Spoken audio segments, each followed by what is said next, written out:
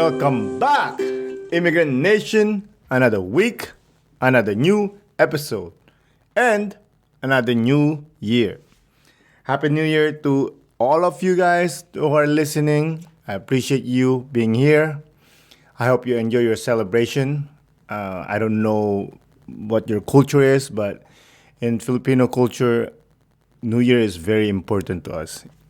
Oh, yeah, before I forget, in case you don't know, you can reach us at an immigrant's life at yahoo.com or in any social media at an immigrant's life.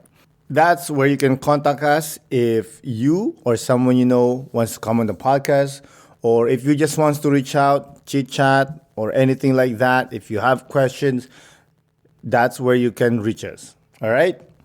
Also, I've been posting a lot on social media, a lot of personal stuff. If you guys want to follow, check my life, or if you just want to check out other contents about the episode. Anyways, I think enough for my rambling, and let's talk about this week's episode. Get ready for a conversation packed with valuable tips on parenthood, love, and money with a relationship and financial coach. From her Jamaican roots to parenting in Canada, we delve into the complexities of merging Trinidadian and Jamaican cultures in raising kids. Discover the story behind their viral post on Canada's cost of living and the quote unquote tax of peace of mind. And gain insight on living with a YOLO mentality versus saving as a couple. In this episode, she also shares her coaching journey, immigrant money misconception, and key to finding your soul and money mate. This episode, I learned so much, so I'm pretty sure you're going to learn a lot too.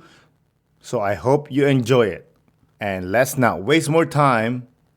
Without further ado, let's get into the show. Isa, dalawa, tatlo. Today's guest is a relationship and financial coach that will help you understand your partner and finances till everything is Irie. Everyone, please welcome Teneisha Grimes. Hi, Aaron. Thank you. Thank you for coming on the podcast. I really do appreciate it. I appreciate being here.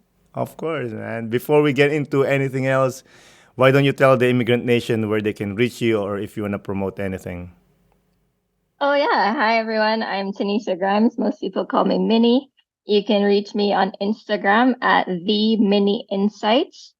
I am currently doing one-on-one coaching for people in relationships. So not couples, but individuals who are in a relationship and are struggling with financial issues. I can help to coach you through managing those issues and having a more effective communication with your partner and a proper money management plan with your partner so you can feel a lot less stress in your relationship. But yeah, and you can follow me and look out for more services to come. I'm working on a workshop and courses. There's lots of things going on behind the scenes and planning some events with other people I'm collaborating on. So those things are all taking some time, but it's coming. It's a So more process. to come in the new year. Yeah, for sure. I'm excited to see that, man. You got good work on your Instagram, and I'm Thank grateful that you. we connect. Before we get into your financing, coaching, and all that stuff, let's talk about Mini, if you don't mind me calling you Mini. No, that's fine. That's great. Like in my introduction, I use the word Irie, which is very specific to any I part of the realize. world. The beautiful place called Jamaica. Yes, You were yes. born in Jamaica? I was born in Jamaica, born and raised until I left about the age of 17. 17. How was your life in Jamaica? How was your family? Oh, I love Jamaica. I love Jamaica. So my life, it was pretty good. I had lots of friends. My family was pretty successful. My parents were successful business owners. Um, yeah, I went to school there. Jamaica is beautiful. It's a beautiful country. The challenge though is that we have a lot of crime going on. It's one of the top rated countries for the highest crime rates. I'm not sure what number they're at right now. I haven't checked in a while, but it's pretty high up there. Mm. And unfortunately, my family felt some of that. Mm-hmm. And so it just got to a point where we had to leave. Just didn't feel safe to be there anymore. And so Canada became that option for us because I don't know if you've looked into it, but it's not so simple to migrate to the US.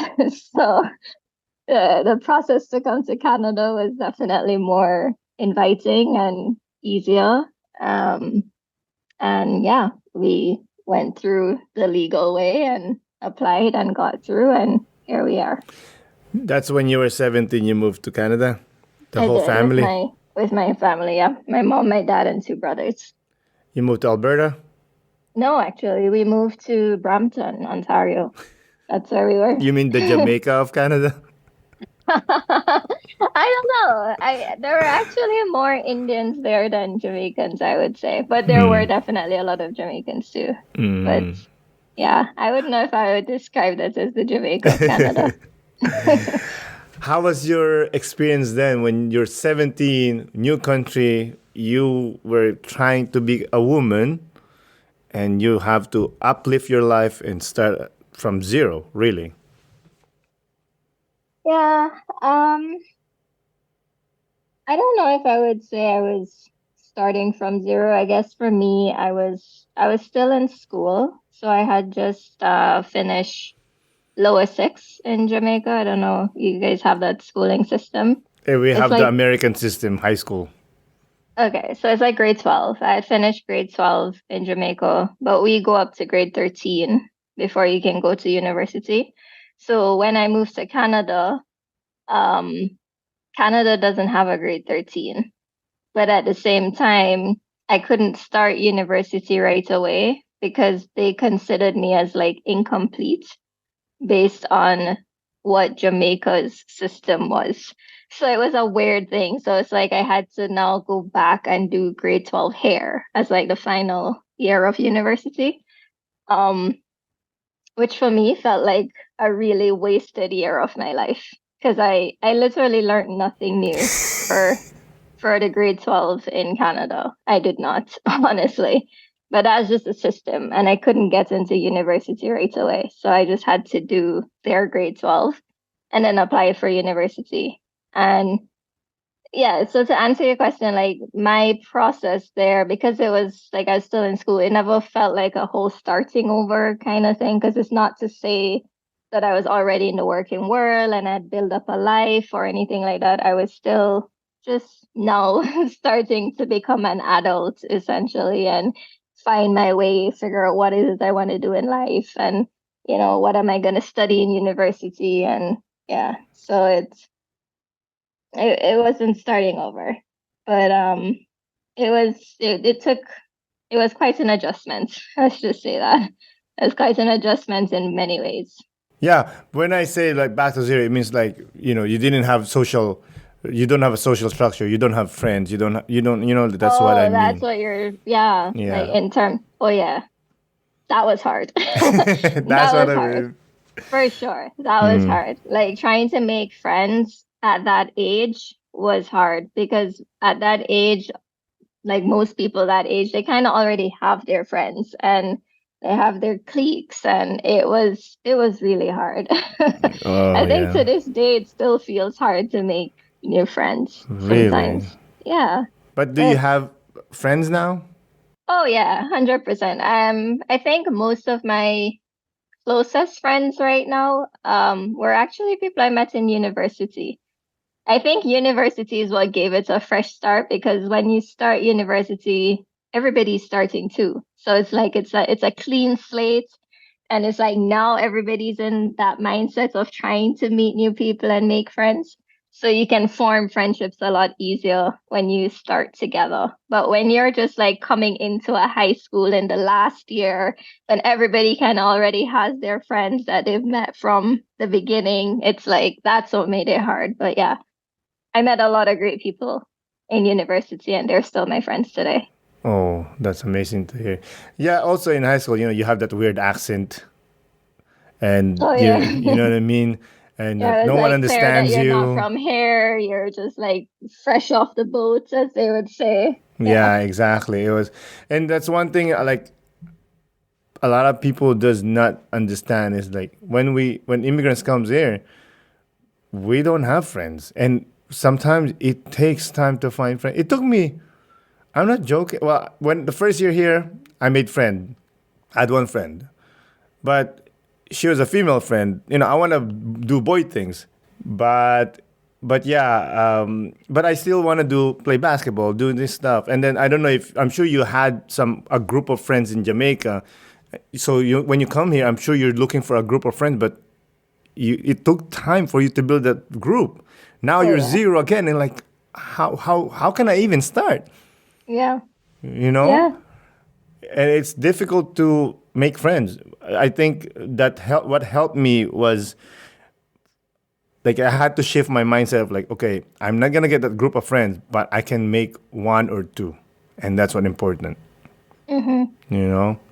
Yeah, I don't think I was trying to make a group. For me, I think the connection was most important. I just wanted to feel connected to somebody who could show me the ropes and just like be there to talk to and hang out with. And yeah, so I think for me, it was just slowly connecting with different people and trying to find the ones I would click with and just like slowly develop a relationship and just deeper connections one by one. And however many that works out to be, we'll figure it out. If in the end it was just one person, then so be it. But I don't think I was really working towards making sure that I had just as many friends as I had back home. 100%. Yeah. Was there a time that you spoke to your parents wanting to come back to Jamaica? Oh yeah. Well, not exactly like that. Like I wouldn't have told them that I wanted to go back to Jamaica, but I think they knew that I was not happy here. Like they knew that I missed my friends. I missed home. I hated the cold. I To this day. it was well, I don't know. I don't use the word hate as strongly anymore for the cold. I Oh, I just still hate it. oh, you still hate it. I will always hate it. I think I've been learning how to appreciate it actually. I think having kids now, being born here and growing up in this, and having to do like winter activities and things like that, I've had to push myself to be there for them and to partake in those activities. So I had to shift my whole mindset. I can't. The more if I keep telling myself that I hate the cold, then I would probably limit them, and they won't get to experience that. So I don't want to take that away from them. So I had to shift my mindset, and it's like, okay, what can I do to embrace the cold? I need to dress better. I need to invest in warmer clothes. I need proper gloves, proper shoes, a thicker jacket. Like I just had to learn how to dress for the weather. But 100%. I just don't like wearing so many clothes now. Like To this so day. to this day. So that's why I would say I don't like the cold. I won't say I hate it anymore, but I don't like the cold because it just requires like too much preparation, too much clothes. Like it's a lot. Yeah. To be honest, I don't hate the cold. It's when it's windy. That's Mhm. when I hate. It goes to your bones. Oh It's yes. just like that annoying person that just like annoys you. Like, yo, get off of me, dude. Like, just get off me. I got it. You're cold. It's cold. You don't have to tell it to me. But going back to having kids, yes, that's one thing I hate about having kids. They try to make you a better person. I don't want to be a better person. I just want to be me. You know? Sounds like you need to talk to someone, Aaron. No, I love my You boys. should be a better. You should always be striving to be better Of people. course, I try. That's why I Yeah. don't like it. I coach basketball. I coach them for basketball. It's the greatest thing ever.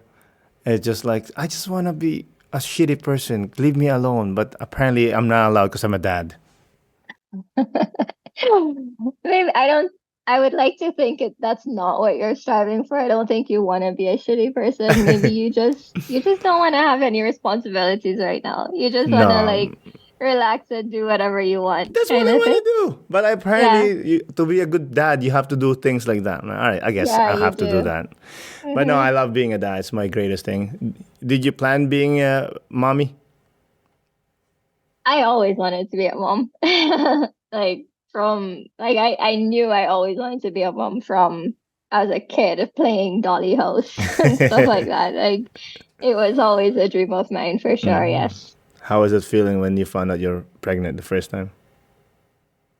Like, oh my gosh, this is really happening. And then it shifted into, oh my God, this is really happening. Yeah, it was a bit of there's a mixed feeling, of course, which I think every mom goes through. There's the excitement, and then there's the fear, and then there's the excitement, and then when they are here, there's the frustration, and there's the feeling of like, oh my God, was I really ready for this? Like, yeah, it's sometimes questioning your life choices. I told you I have older boys, and it never stops the questioning. When I told them to not to wear boots, should I have told them to wear shoes instead? Did I told them to wear shoes? Should I tell them boots? Do they need to go to therapy? What's going on? Did I mess them up? Oh, it's endless torture, Yes, yes, for but it's the sure. best. It It's the is. best. I have no regrets. It's definitely an important part of my life and who I am. How's mommyhood? Does it present to you the same expectation as you were expecting? Oh, not at all. Definitely not. And I think many people talk about this that honestly, I don't think it's one of those things you will ever know until you experience it. Like I grew up around a lot of people with kids. So I felt like I was prepared mentally. I felt like I understood the workload. I understood all of what you would have to do. I thought I did at least. But I think the part that nobody could ever prepare you for is it's like those your children will bring out completely different sides of you that you didn't even know was there. And even in the work that I do right now, like I have learned a lot about how our own childhood has influenced who we are today and how we show up in relationships. And so even the relationship we had with our parents has a big role to play in how we are today. And so some of the interactions you have with your child right now, like when they do something that like really just gets on top of your nerves or fires you up, and you might find yourself reacting in a way like people react differently. Some people might scream at them, some people might shut down completely, some people might feel like, oh, this is too much, like they're extremely overwhelmed and it's a lot. What you'll find is like in those moments, the way you're reacting has a lot to do with like your own coping mechanisms and stuff you developed as children. And you're now seeing that side of you. So like you screaming at your child when they're frustrating the hell out of you is not because you want to scream at them. Like it just happens. And it's like your brain just turned on and told you like that's what you're supposed to do. And that could be because that's what you saw your parents did. And it could like so many things play a role in that. So all that to say is that's what I wasn't prepared for. I wasn't prepared to like find these sides of myself that I never thought about. And that's where I think nobody can prepare you for that. Like every mom, every new mom, as much as you try to figure out all the things you have to do when your child will be born, there you're going to have that own one-on-one interaction with your child that is going to teach you so much about yourself that you could never prepare for it, ever. And this is what I mean by making you better. That's why I don't want to be better. Exactly. I Yeah. don't. So it's like when they show up that side in you, it's like now you get to decide, what do I do with this? Do I actually try to work on my tempo? Do I try to figure out why this is triggering me so much? Like, and do I heal from this to become a better person? Or do I just like say like, oh, no, leave me alone. I just want to I yell. don't, It's easier to yell, you know. But then yeah. you're like, no, you have to be understanding. I'm like, Jesus fucking Christ. But yeah, it's the Yeah. greatest. What's your main fear of raising Canadian kids? My main fear of raising Canadian kids. Oh,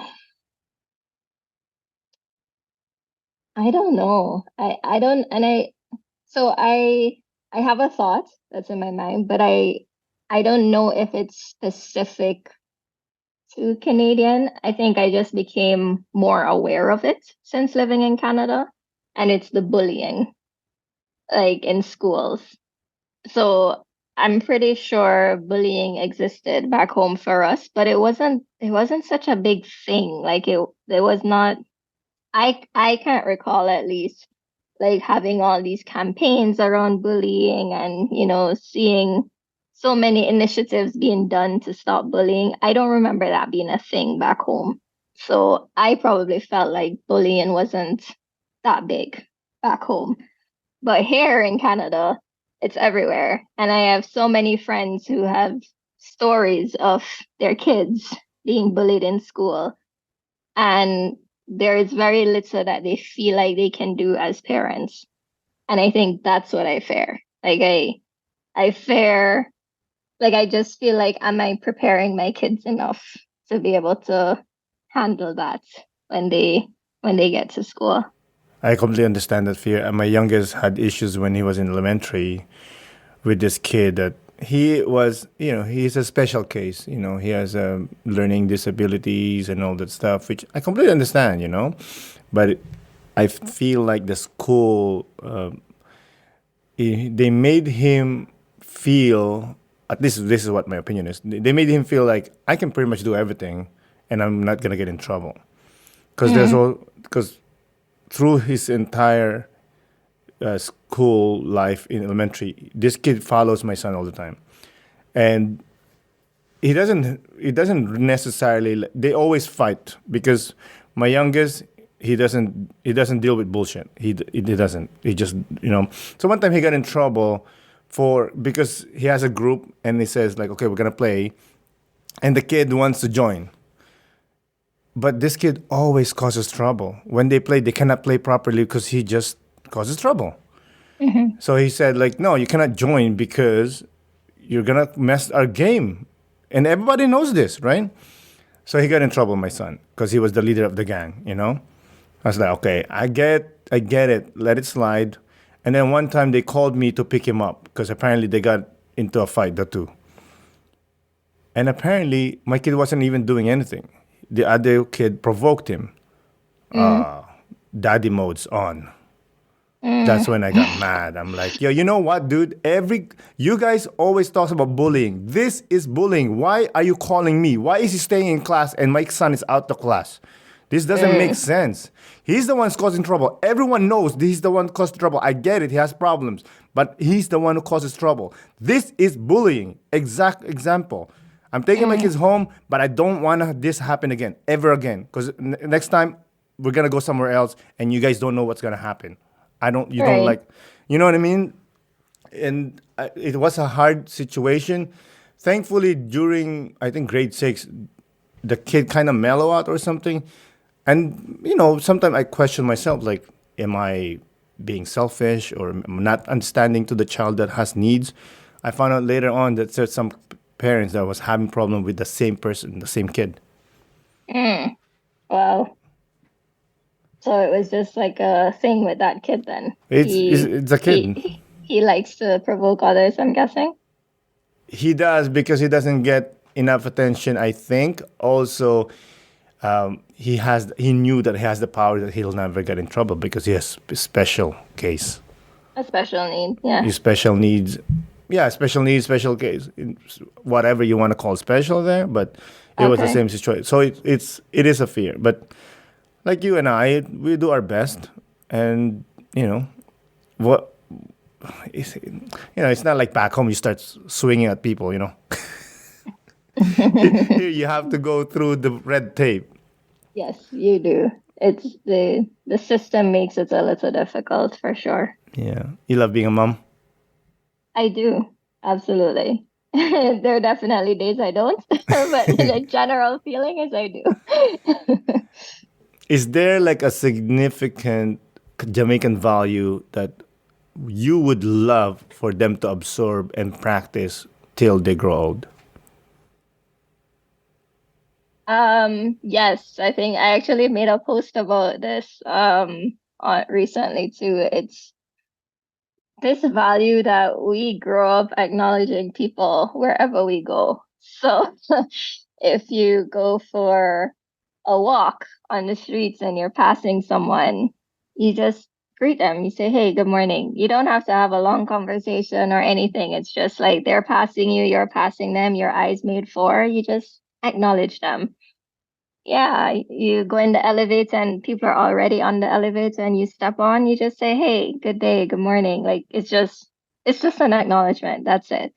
I think for me that was one of the biggest culture shock I had when I came here because that was something that was like literally instilled in us in Jamaica to the point that if I'm walking with my parents and someone says good morning and I don't respond, like my parents would scold me to be like, "Hey, you didn't you hear the person said good morning? Like, where's your manners? Like, You're what's dead. happening?" Yeah. Yeah, so it was like really ingrained in me to do that. And so when I came here, um, I think the first experience for me was an elevator incident, to be honest. I think I stepped on the elevator and there were people already in there and I said, "Good morning." And they literally all looked at me like I was crazy. It was like, who is she talking to? Like, I don't know her. Like, that was the look that they gave me. And I felt so weird about it. And I thought, okay, that was odd, but I wasn't gonna like let it stop me. And then after that, I tried it again, and in different settings. I walk into a room with people already there, and I just keep doing it, and I realized more and more like people just kept looking at me weird. Like, why is she talking to us? Like, we don't know her. So slowly, I just had to learn to adapt. Like I've learned to figure out sort of like where and when to say it. Um, I know that my kids are growing up here. Like I feel like that's something I'm struggling with because I want to model that for them. I still want to keep what like first we call it having manners. So Yep. I still want to make sure that we all show that we have manners and I want them to have manners too.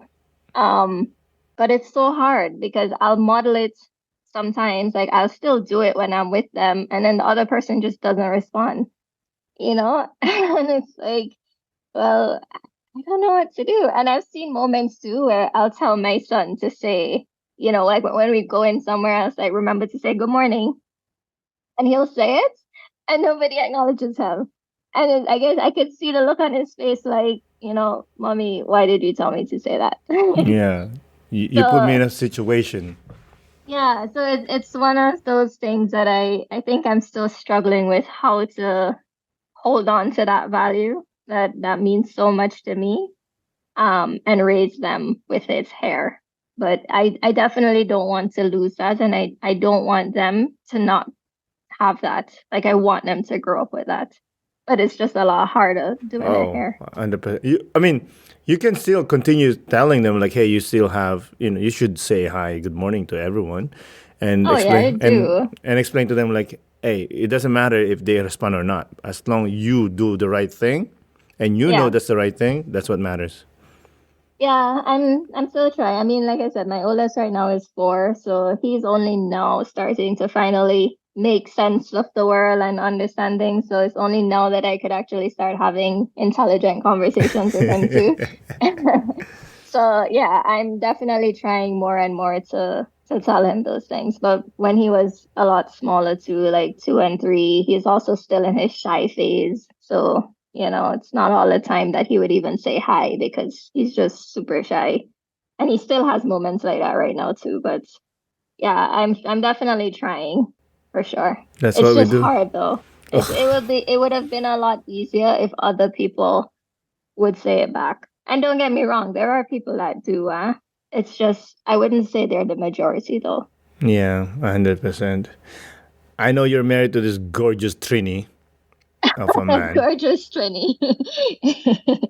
I obviously, Trinidad and Tobago and Jamaica, as much as they're close by, they have different cultures.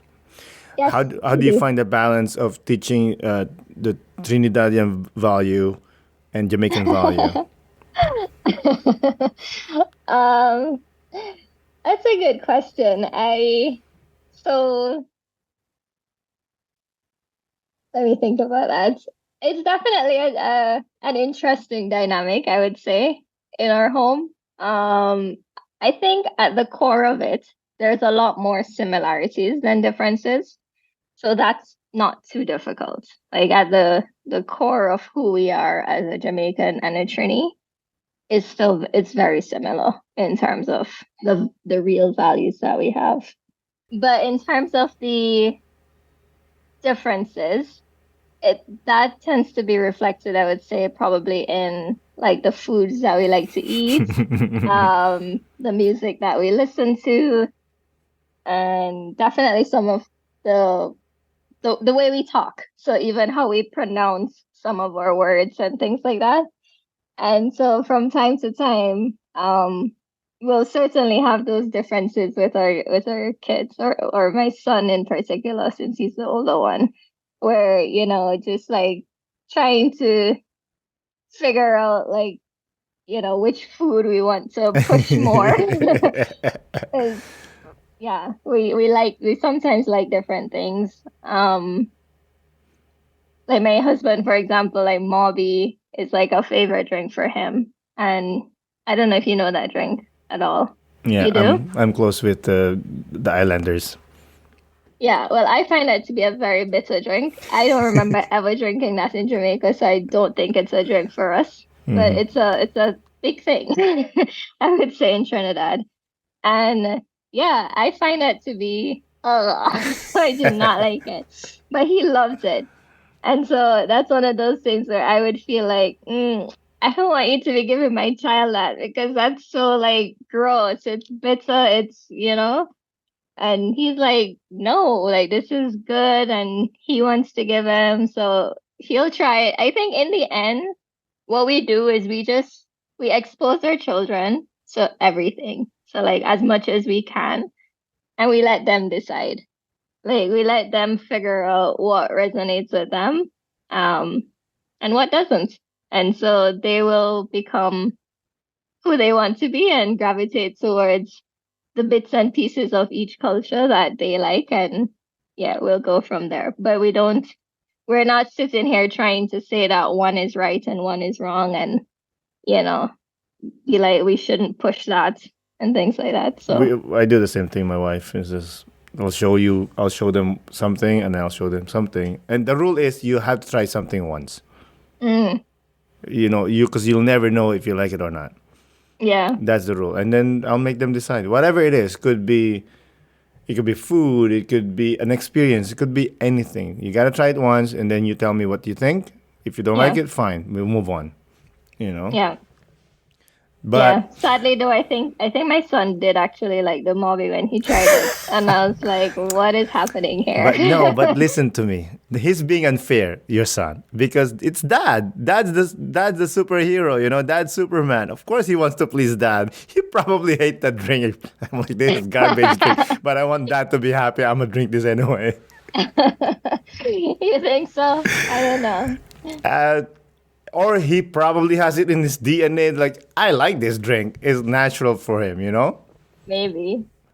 But he still has time. I know his taste will change over time. So Mom is gonna make sure it changes. no, I won't try to change him. It's but I definitely won't be drinking that. Yeah, for sure. I love that post that you did, the viral post that you did about explaining that you have to pay for the peace of mind. Can we talk Mm, about that post? I love that post. mm. Yeah.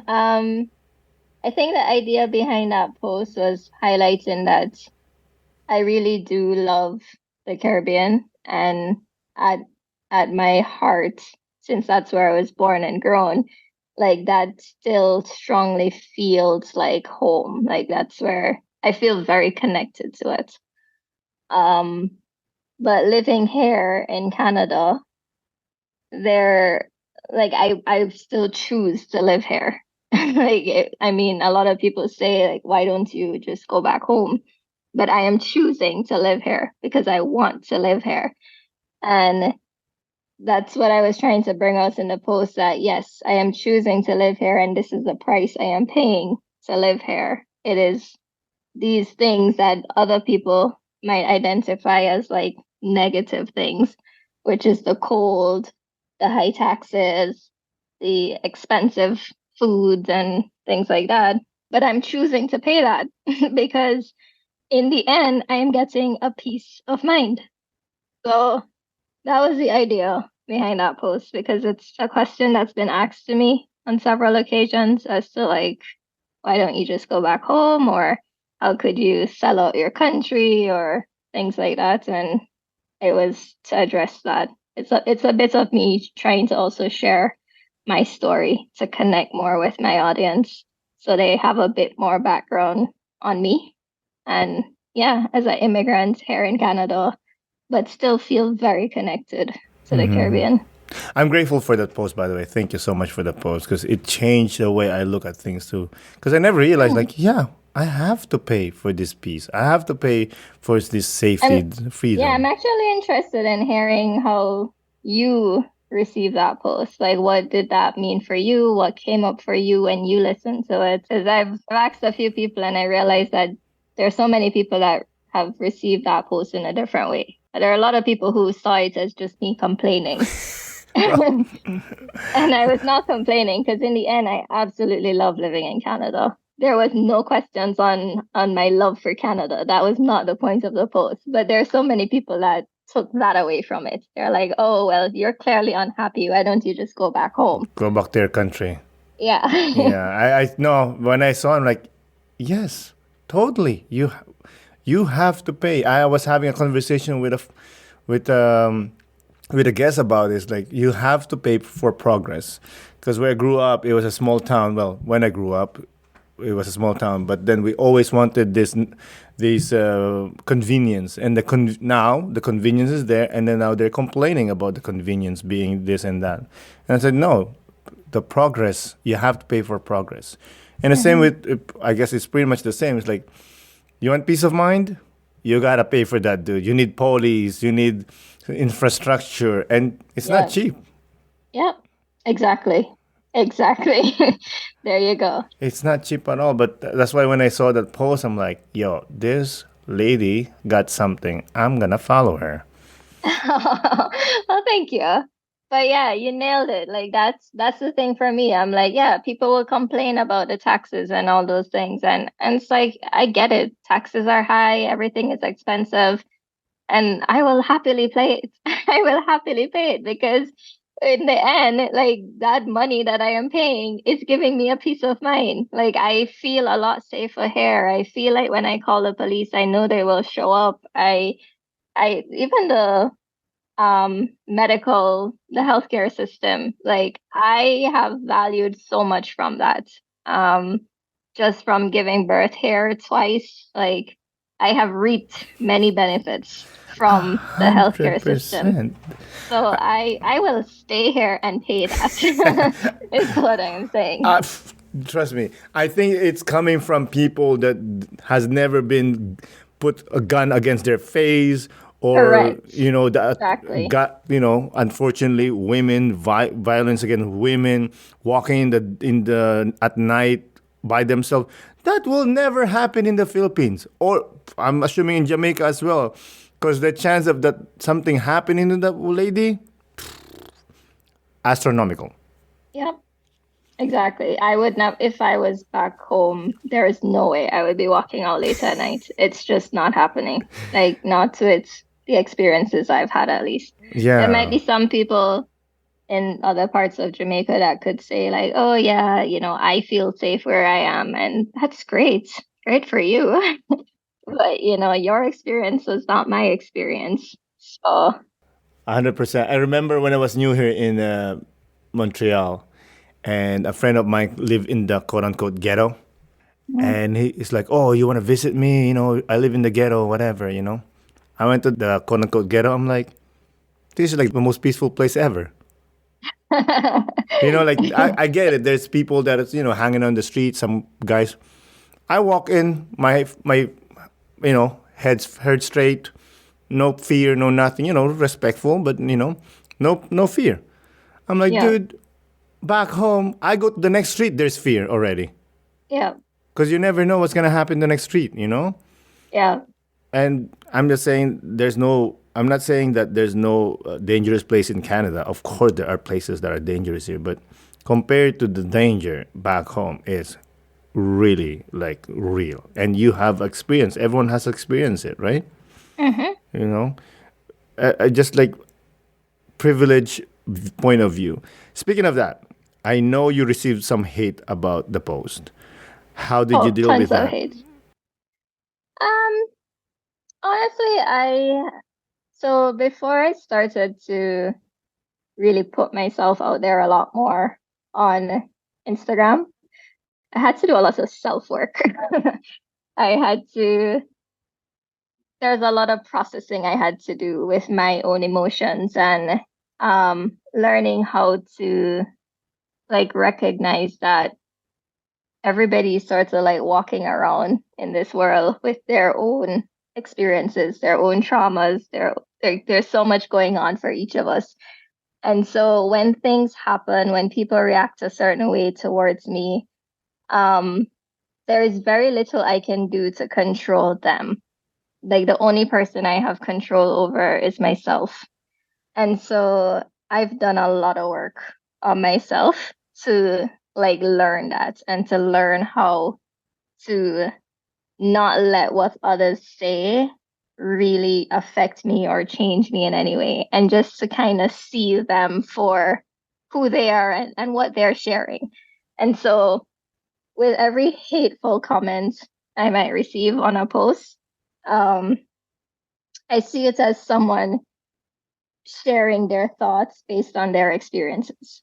So, there are some people, for example, like the ones that tell you, like, oh, well, you're the same people that's like coming here and bringing your crime and everything to our country, and go back home. um I see them, and I validate them, and I get it. Like, I for them, in their own experience, they have probably felt that they probably have had experiences with immigrants here who have made them feel some form of crime against them.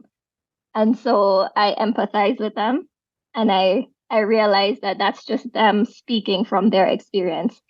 But I don't accept it as an attack on me, because they don't know me. We've never met, and I've definitely never tried to hurt them in any way. So that's what happens when I see any form of hateful comment. I just process it in that way, as like, okay, so this is you speaking from your experience and how my post made you feel. And I just see it as that. Like, I just validate their experience, and I let it go as that. It's just their experience. But that has nothing to do with me.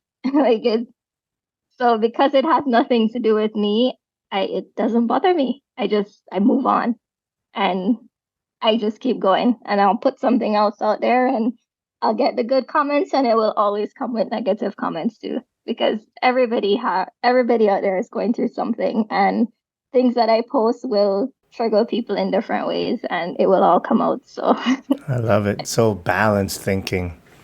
yeah, So you can tell that you really did some deep work. I did. I had to get to this place. It takes a lot of self work. Believe me, yeah.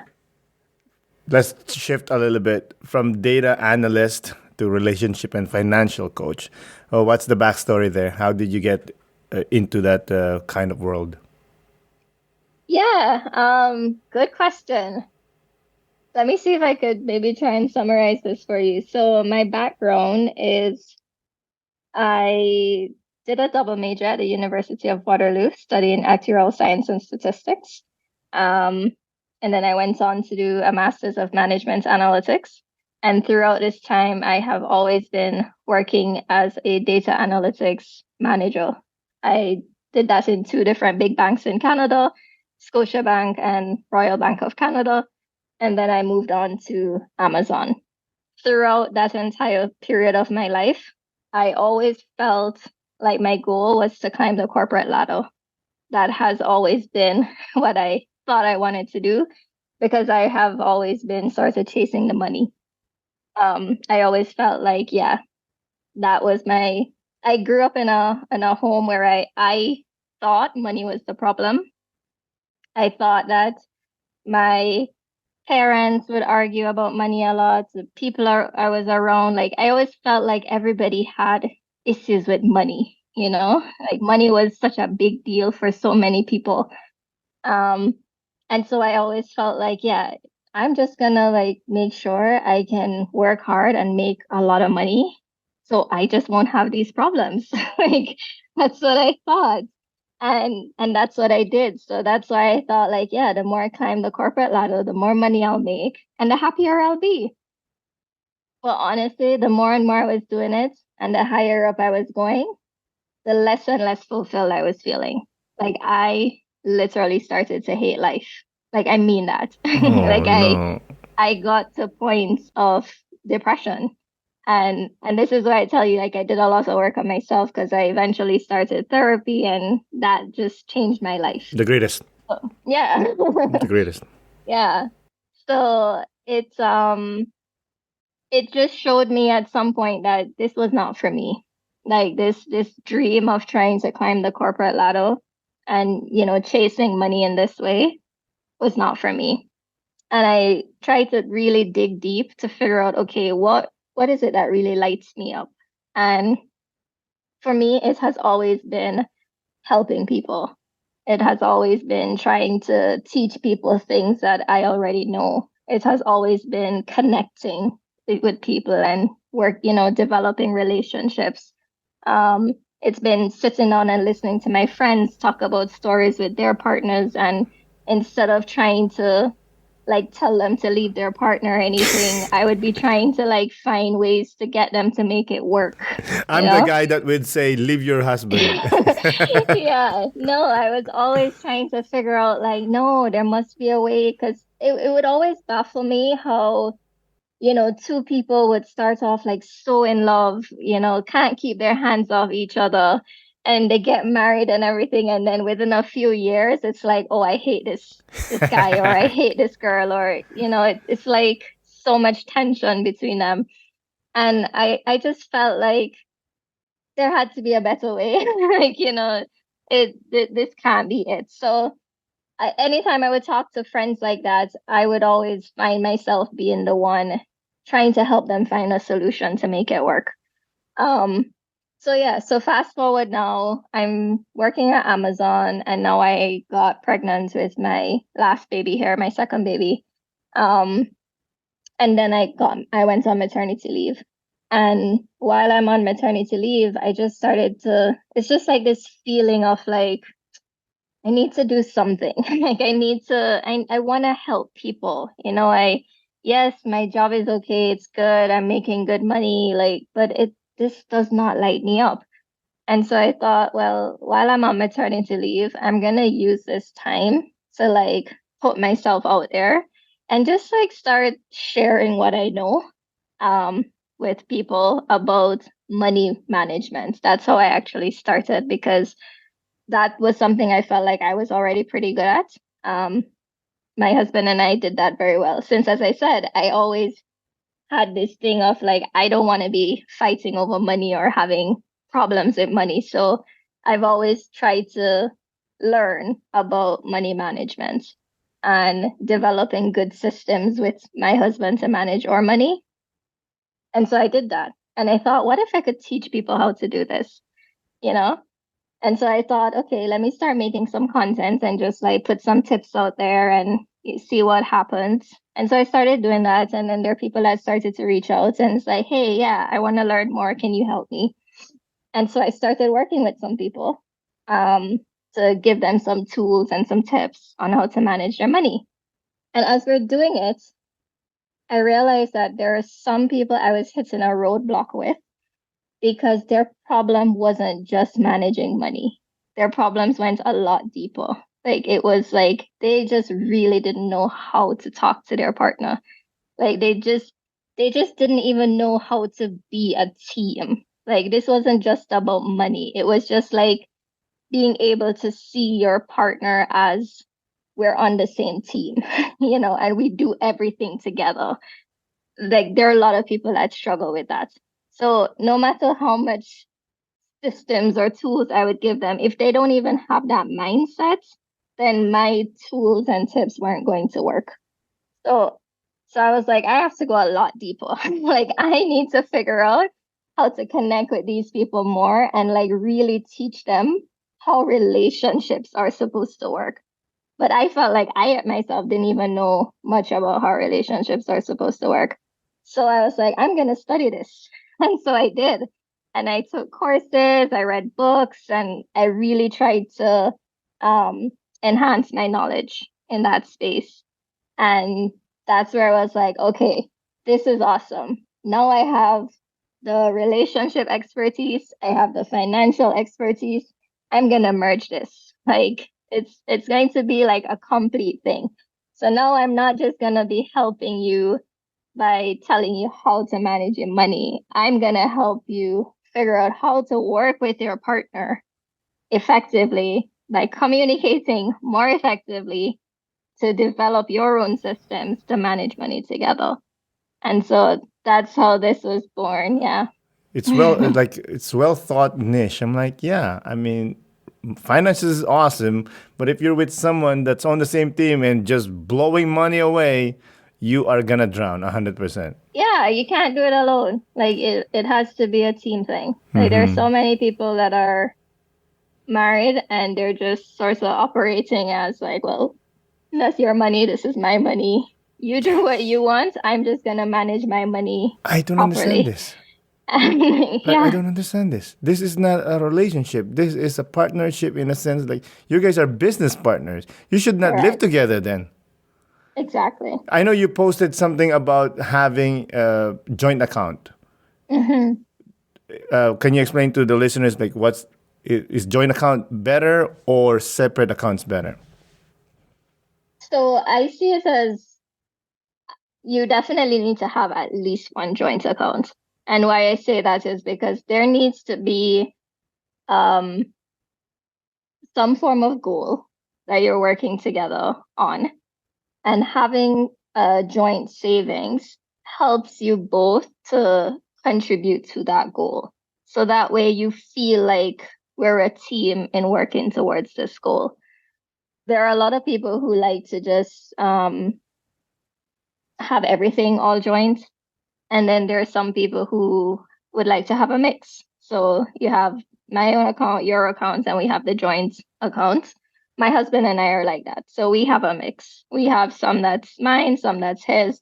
And it just kind of provides still that feeling of like independence sometimes, because something that I also try to promote with the people I work with is that each of you should still get to kind of have like your personal money, like that you can spend on what makes you happy. Because yes, we're a team, but each of us values different things. Like there's going to be something that you love way more than I do. Like he might be into electronics and I don't care for electronics as much, you know? So, and I might be into, I don't know, what am I into? Makeup. No, I'm not even into makeup. I don't know. But I'm just saying. let's use like shoes for example, because that's a common thing for females, right? So they Mm. like to spend a lot on shoes. So the guy spends a lot on electronics and she spends a lot on shoes. Like you should still be able to kind of have your own money that you're spending on that. And so that's where I think it's good to sort of have the independence accounts where we both kind of have our own money in that account. But the thing is, like, there's still full transparency here. Like, we still sort of know that, yeah, like each month I have about 1,000. I'm just throwing random numbers out there. Mhm. We each have like 1,000 to spend on whatever we want.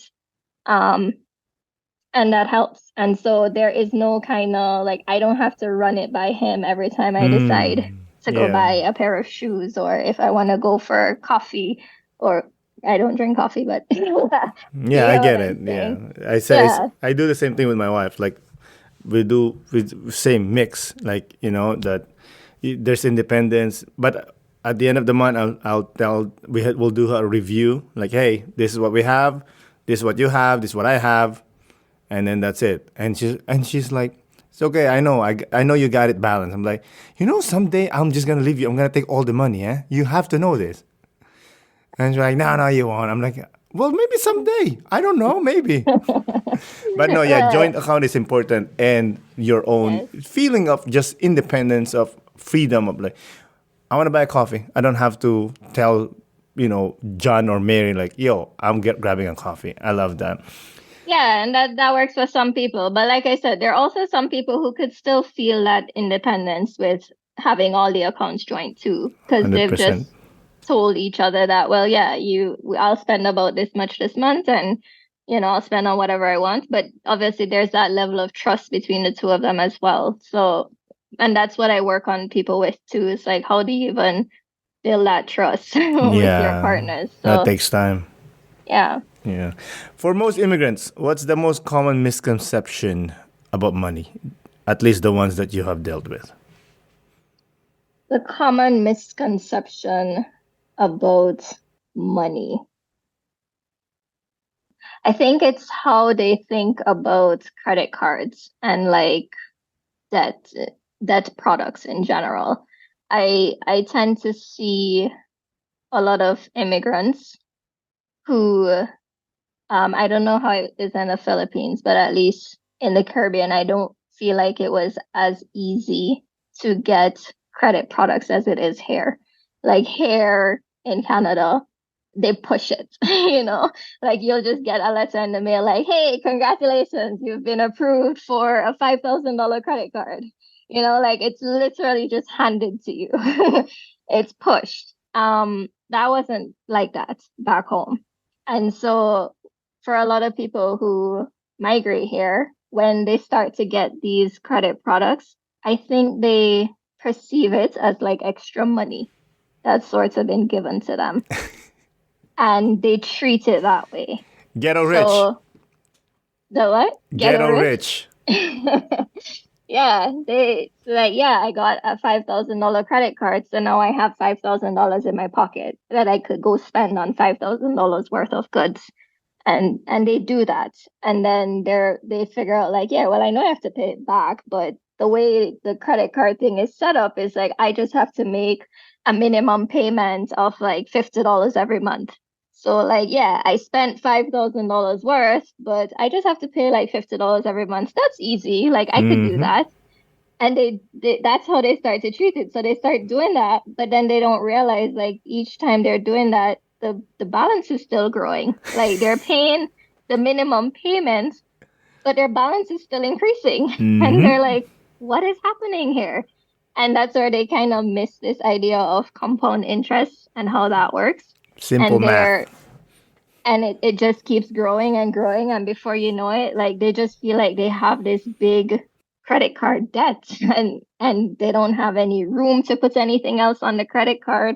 And now collections is calling them, and it's just like a mess after that. Um, But it becomes even more of a mess because then they get another one in the mail that say, hey, from a different bank, like, we would love to give you a $2,000 credit card. I was like, oh great, I got $2,000 more. And they go and they spend that too. So it's just this vicious cycle. I see it as that they just keep digging themselves deeper and deeper and deeper, and then they get into a lot of debt.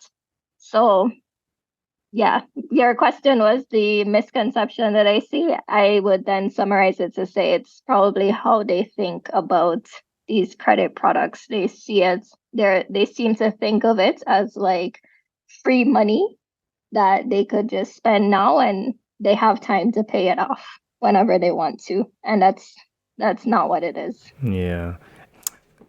What common challenges do your clients face when it comes to balancing relationship and finance?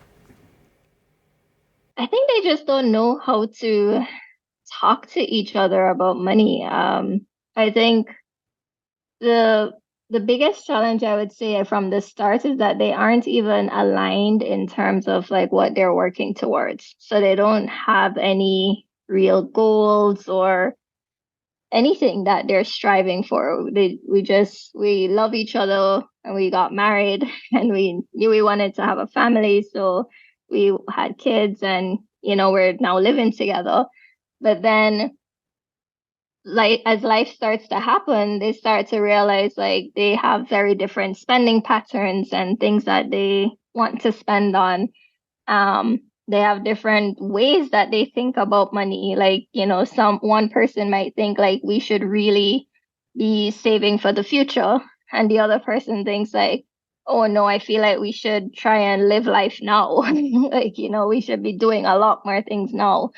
And yeah, it's just very different views, different values that they've never really spent time talking about and getting on the same page about, and creating goals and saying like, okay, yeah, if we say we want to save for the future, what are we thinking to save for? Is it for our kids' education? Is it for our retirements? Like, what are we saving for? And should we put some timelines around that? And should we figure out like how much do we want to save each month towards that? Are we thinking about taking a trip in a year or two? What kind of trip should we take? Like, should we start setting aside some money to save for that? Like, it's just having that vision and those goals and literally managing your money in a way to achieve that. They don't do that. So that's really what happens. Like, that's the biggest challenge, in that they're just not on the same page because they don't talk about those things. Yeah, they're scared. One of them is scared. One of them scared to talk to the other person. Yeah, some of it is scared, some of it is they don't know how, some of it is their own issues, like personal issues and their own relationship to money. So they just have like their own trauma that they have to work through. Kind of trauma. Yeah. Yeah. So you're suggesting, most of the people should save. How do you suggest to them to find balance of enjoying life, hashtag YOLO, you only live once, and savings? Yeah, how do you find that balance? Um, well, it looks a little different for everybody, for sure. Um, but it starts off with, you definitely have to look at your numbers. You have to understand how much money is coming in every month. You have to understand what are all the required bills and expenses and like those must pay payments that you have to make every month. Um, and once you know that, you take that out of the money that's coming in every month, and then out of what's remaining, you're going to now try to figure out, with this money that's remaining, how can I split this in a way that makes sense for me? So a good benchmark is that some people will put like 5% towards the savings, 5% towards the investments, and then the rest of it could be used as like fund money from what's remaining. And depending on if that's like too much or too little for you, then you make the necessary adjustments, right? But the idea is that you should have a percentage that's going towards savings and a percentage that's going towards investments every single month. And then whatever is remaining is your money to spend on you living your life, your YOLO. Like that's what that is. Well said, well said. How can individuals ensure financial compatibility when entering into a new relationship? That's a very good question, actually. Yeah. So I would say it starts with by having some of those conversations that I was talking about in terms of just finding out how your partner thinks about money. You know, like what do they think about money? Understand what did their parents think about money? Like how did they grow up seeing money spent in their home or even talked about in their home? Did their parents talk about money or not talk about money? And how has that impacted the person? You know, does that now make them feel like, oh, I'm never going to do that? Or, oh, yeah, that feels like exactly how I want to manage my money too. It literally just comes down to having those conversations, just knowing, really understanding how your partner thinks about money, and what they value. So try and figure out like what are their top values when it comes to spending money. Like what would they have no problem spending money on? And ask yourself, are you okay with that? You know, it's not for you to judge. It's not for you to try to tell them, oh no, like I don't want you to be spending so much money on that, and try to change them. Because the minute like you go into that partnership thinking like, oh yeah, I know he loves to spend on cigarettes, but you know, my plan is to try to get him to stop smoking, so that he won't spend so much on cigarettes. Like if that is your mindset going in, then you're setting yourself up for failure. Like that is where you have to ask yourself, am I okay with this? Am I okay that he loves to spend money on cigarettes? And if you're okay with it, then great. But if not, then it's time for you to consider other options. But yeah.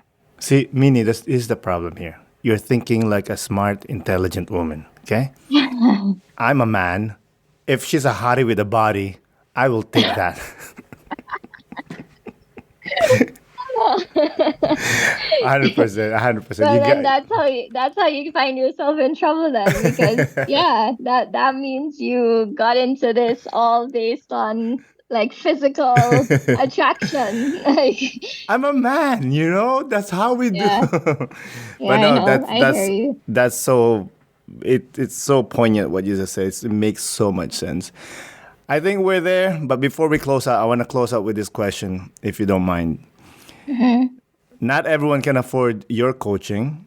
So for those who can't, what advice can you give them? Um, so the coaching is a little bit more tailored, obviously. It's more private and specific to each person's individual needs. So there is no broad advice I could give for somebody who is interested in coaching but feels like they can't afford it. But in terms of people who are just maybe struggling with their partner in general when it comes to talking about money, um, my biggest advice I would say is that you need to sit down and create a plan for your money. And you can do this without your partner. Like you just have to sit down and say, okay, this is how much money I'm bringing in. This is how much money my partner is bringing in. These are all the expenses that we have to pay as a couple, as a family, every single month. And based on what's left over from that, determine what you think would be a good balance of what you should be saving, what you should be investing, and then the remainder of that is what you get to spend on whatever you want. Start by creating that and then share that with your partner. But share it in a way to say, hey, so this is what I've been thinking. I know you value spending on these things. I've created a plan that I think will give us a good balance of you still being able to spend on some of these things, maybe not everything, but some, and we can still save and invest, for things that we want to do as a family and invest in for our future and still get to cover our bills every month. But yeah, here's the plan. And just like have this fully transparent numbers that you can just share. Maybe your partner might not be a numbers person and don't want to like sit on and go through the numbers with you. That's okay. But I think what your partner wants to know is that one, you've actually considered the things that are important to them and know that, yeah, like I want to be able to spend money on this. And there's a plan for them to be able to spend money on this. Um, and yeah, and that you're also thinking about a future with them and goals that are important to them. And you can now ask for their feedback on like, yeah, where do you think we could make some adjustments here? And if you think we should probably be putting more towards a Disney trip in like the next year, do you think we could probably cut back on, I don't know, grocery for the next few months? Like, but now it starts that conversation, because you have the numbers in front of you, you have a plan in front of you, and you can go from there.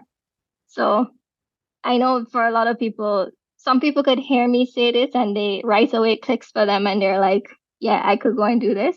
And then there's some people who they still need that hand holding. Like they're just not good with the creating a plan. They're not good with the numbers. They want that structure. And that's where I work with them. But I'm also trying to like that's where I said the workshop and the courses and stuff are coming, because I get that not everybody wants to do the one-on-one.